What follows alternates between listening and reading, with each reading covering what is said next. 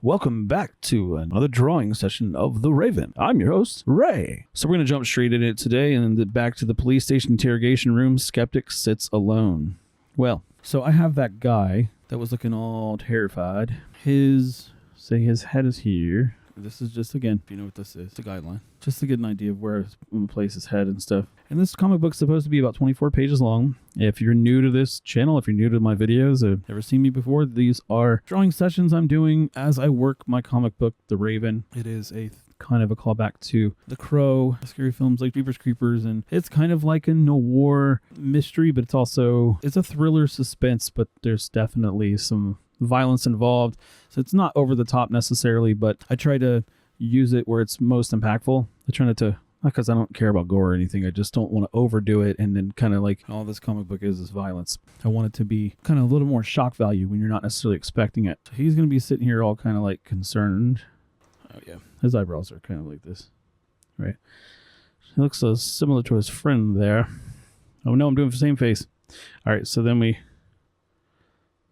he's still in a kind of a shock, you know. If you know what's going on with this comic book, then you know why he's in shock. And nothing wrong with violence, by the way. I love Alice in Borderland and, like Squid Game. I've only seen a little bit. I know. I've only seen a little. We started to get into it, and I haven't watched it really, and now I feel super behind. So, whatever. Kind of. So like that. And this was lazily.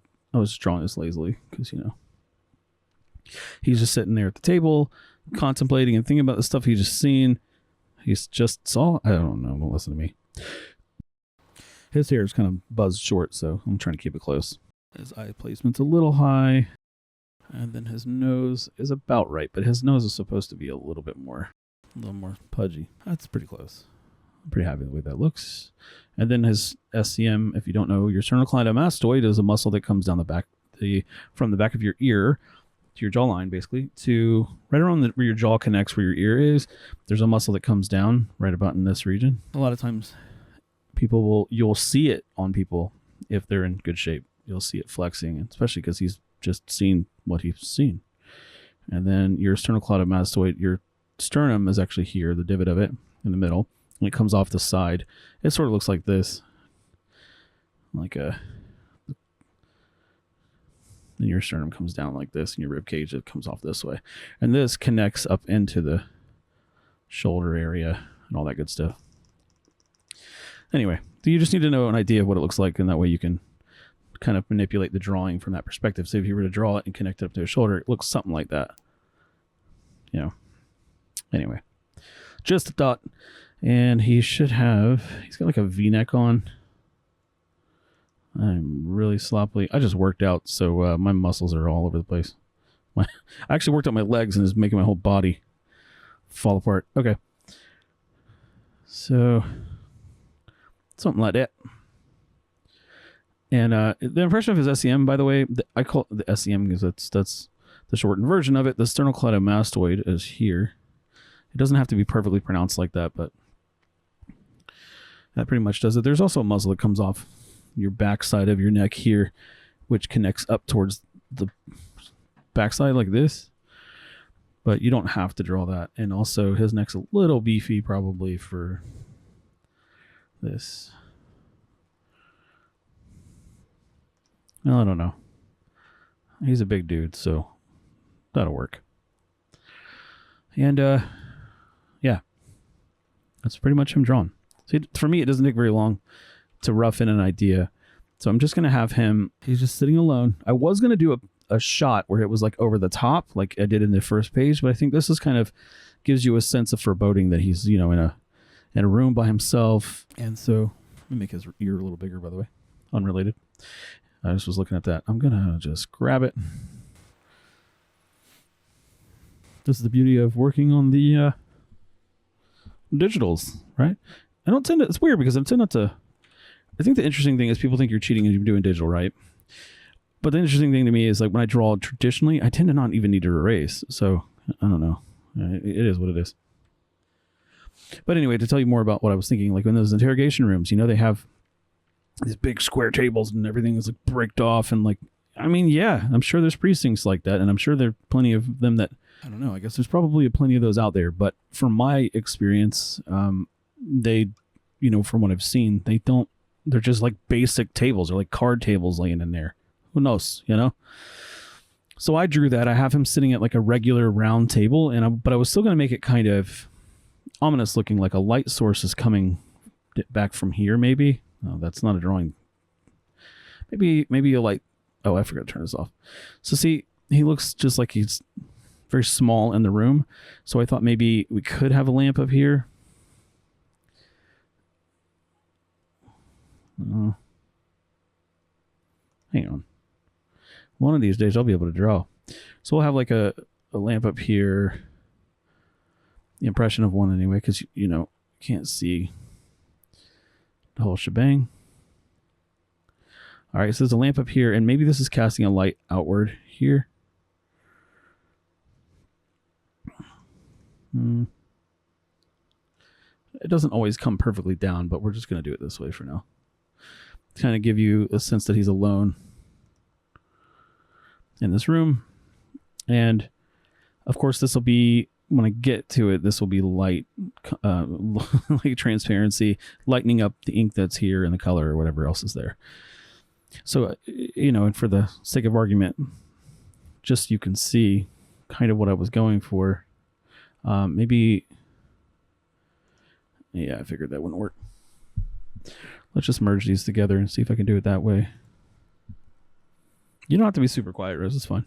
You can dance around like a fool. It's fine. These are our casual drawing sessions. We do whatever we want. I'm just doing this so that I remember later. What doing? Oh, close gap. That would help. It would help if I close the gap. Usually it does a pretty good job of closing in Clip Studio Paint. No!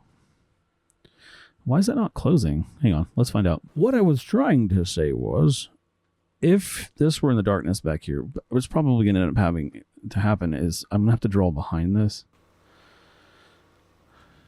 to connect the dots. It doesn't look like you're drawing anything, but it does. There we go. I don't know if you're using Clip Studio Paint or if it's important to know or not, but I just figured to tell you while I'm looking at it. Okay. So see, I was able to do that. If I didn't do that, if I don't and I try to fill it, it tries to fill in the whole thing, which should still be fine, but it's going to fill this part, and I don't want that. Although that is kind of cool. Might be a happy accident, huh? But for the sake of argument, just for now, just so that I know what I'm looking at, I'm going to do that. And that is it. I'm spending more time doing this than I would because I'm telling you what my process is. But if you wanted to, you could do like a brick wall back here or whatever you want. You know, make it look really, give you a perspective how far away the wall is. You don't have to draw the whole thing, you know. You could even be cute and plastered if you want. You know, plaster a wall. Make it look like an old decrepit place. It doesn't have to be either. I mean, not every police station or whatever is going to have brick walls. It might be that it's a plain drywall. There's plenty of those too. But we'll just pretend this is an old building. And if I have to, I'll change it. But then I was going to do outside. This is the next part. So we got this guy saved. And this is only 2 panels on this page because this is kind of a turning point. I might have him, he's just chilling by himself. And then they're going to be out here in the hallway talking. Supposed to be 2 officers. There's going to be 1 officer talking to the other. And so the guy, I haven't drawn him in a while. So let me go back and get him. This guy here. Yeah, this guy. See how it starts as this? That's the basic idea. Then that's what it becomes. So however you want to do it, you know. However, whatever works for you, man. I don't always...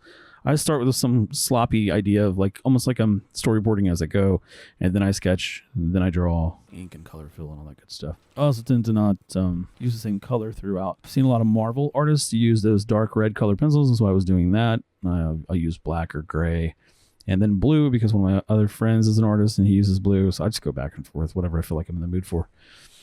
That's why it looks like a hot mess. See how this is behind those layers? That's what I was trying to say. So if you bring this up to the frame it's in, or that you want it to be in, right here, then see, now you can see it, and then he gets hidden by the frame. So that's what I meant. That's what I was trying to show you.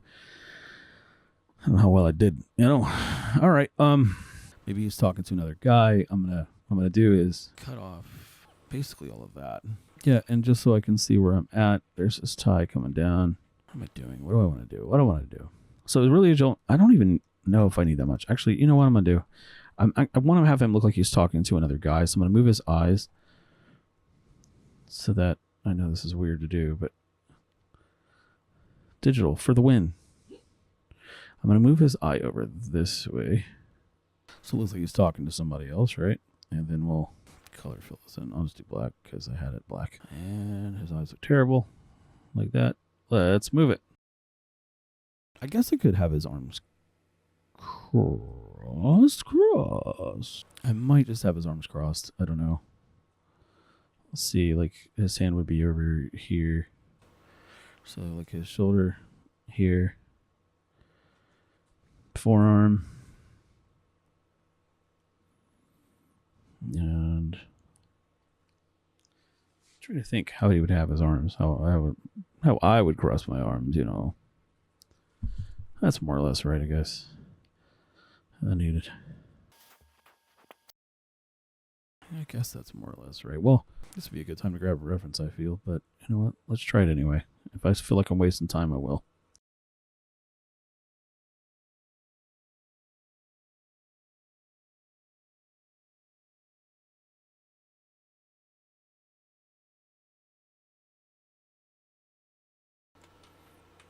All right. I think that looks better. Okay. So he's got his hand kind of tucked in. Now, the other one you can't really see as well, but you should be able to see. He's got this hand on his shoulder or on his bicep. Then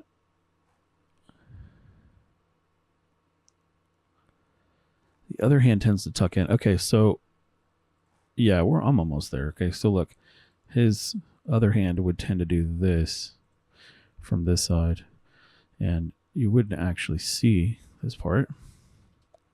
Yeah, like that. And you need this arm. No, it's tucked under that one. And so then this one would come over the top. Yeah, there we go. That's more or less what I was looking for. So let's dig that in. So then if I want to give this some pronunciation, maybe it'd help. So give him some kind of meat over the top of his hand there.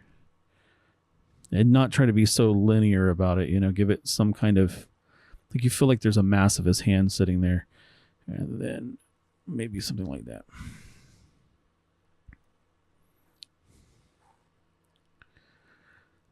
That might work.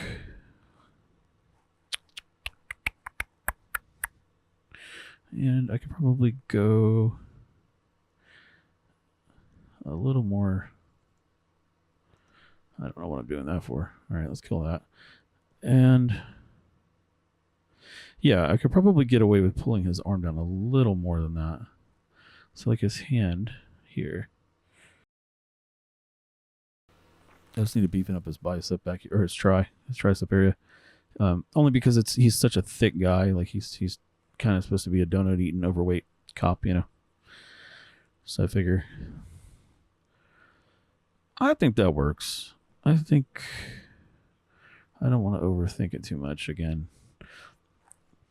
I'm gonna just give him his. I don't even remember what he's wearing. Yes, he's got a pudgy belly. I don't know why that took me so long to cross somebody's arms, but here we go. More or less works, right? Right? Yeah. And then give him a little bit more floof because he's wearing a jacket, or a not a jacket, but a long sleeve shirt.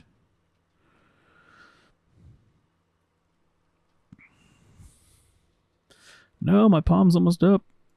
I didn't even draw the other guy yet. Ah, damn it. All right, so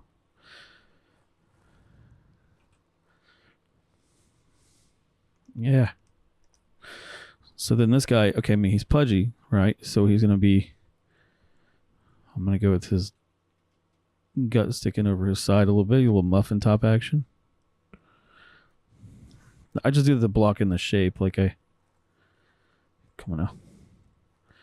So I block the shape in, then I come back in here and redo it. But just an idea of how I want him to look. And then I can put the belt underneath here because the belt would be kind of struggling to stay on his body, right? And then it's a self-portrait. You got his belt loose.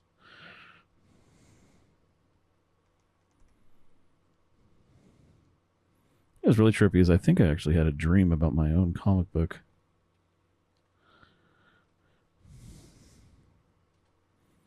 Being chased by the bad guy. Alright, so this is the cop guy. So his tie might come down. Give him a little Windsor knot. Yeah. Alright, look, so his tie might come down here.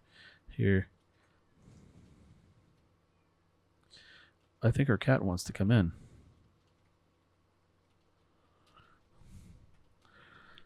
I didn't give him his tie isn't long enough. Here.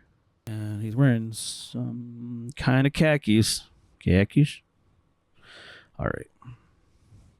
Yeah. He's a big boy. Yeah, there we go. And then he's got maybe some pockets on the pants. I see. Takes me a while. I'm not perfect at this kind of stuff. I just take my time. If I have to look stuff up, I do.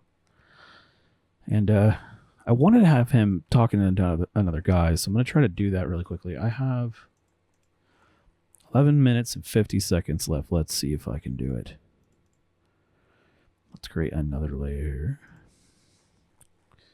And then I like drawing on layers for this reason. I wish I could just solo lock a layer. That would make too much sense, wouldn't it? That way you don't have to lock everything else. Maybe you can. Maybe I don't. Maybe I just don't know how yet. No, I'll have to look that up. I'm like, if anybody knows if you can solo lock a layer, please let me know. I'm erasing something on a different layer. So you can solo something when you're playing music, writing, recording. You can hit solo. And I'm wondering if there's a way to do that. Probably is, and I just never really thought about it. All right, so his buddy or another cop, right? So we'll just put him in uniform. Let's just pretend. So this is I'm just using this as the front. This is the back of his head. I'm just using it as a guide so I can get an idea of how I want to draw him. I have no idea how to draw a cop uniform. Honestly, I think there's like little lapels on it like this. Let me pull him down so I can see what I'm doing. Okay. So this guy, I think they have like little lapels. They have their radio and stuff on. Stuff like that. I'm going to look for a cop reference real fast. Yeah, my idea was roughly right. Okay, yeah. They do have those little... I don't know what to call them. They're like... they stick up from the side of the shoulder. Like this. Usually not that pronounced. So... something like this. Okay, that's not working. Something like that. That's a bit exaggerated, but just to get the form down. He's going to have some folds in his clothes, Just standing here talking to him. And yeah, they usually have the radio clipped to the side, so I'll just give an indication of a radio or something. I don't know what I'm drawing there. That's basically how it looks. It looks like kind of I don't know. They're weird looking hats, man. So we'll give him his neck comes up. Like a tool. And then give him some hair. I am not drawing that the way I want to. Let's do that. Them big old Dumbo ears on him, I guess. That's more or less him. I mean, that works right. His hat's a little big. I mean, it looks kind of goofy. So let's bring his hat down a little. And so it form fits his head a little better. I mean, that's more or less right. That's pretty much how they look. Yeah, that works. I mean, he's a regular uniform cop, police officer. So they should have the collar that comes up around the neck here.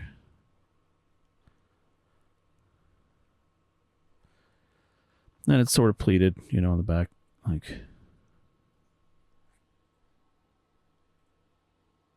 you might imagine it to look, because anyway, I think that's pretty good for his outfit for now. I can always refine it if I'm not happy with the way it looks, but I think that'll pretty much do it. And then when I go to layer these later, now I know where I'm happy with this. Like maybe I could just move this. Oh, that actually, man, that works out perfectly with the text. Look at that. That's wild. I was not expecting that at all. You can leave the color. Oh yeah, by the way, yeah. You can leave it. You don't actually have to erase this if you don't want to. You can actually add the color in and come back later. I don't have any plans to use that for anything else, so I'm cool with that. And I just was going to make a background where there's like a hallway and stuff. So I'm going to leave this note up there for myself. And I believe that's about it. It's been about an hour total for this session. I'll try to edit these videos down so they're not unnecessarily long. There's a lot of rambling on my part, and I don't want to have to, I don't want to make you listen to all of that, but I think I'm pretty good with the way that turned out. If I decide later I come back and I don't like it, I can change it. Beauty of doing the work, right? Drawing digitally as well as being an artist yourself, you can come back and make changes in no rush. So if you like this series of videos where I'm drawing and talking and give you my thoughts, please let me know. Smash that like and subscribe button, and I'll see you in the next one.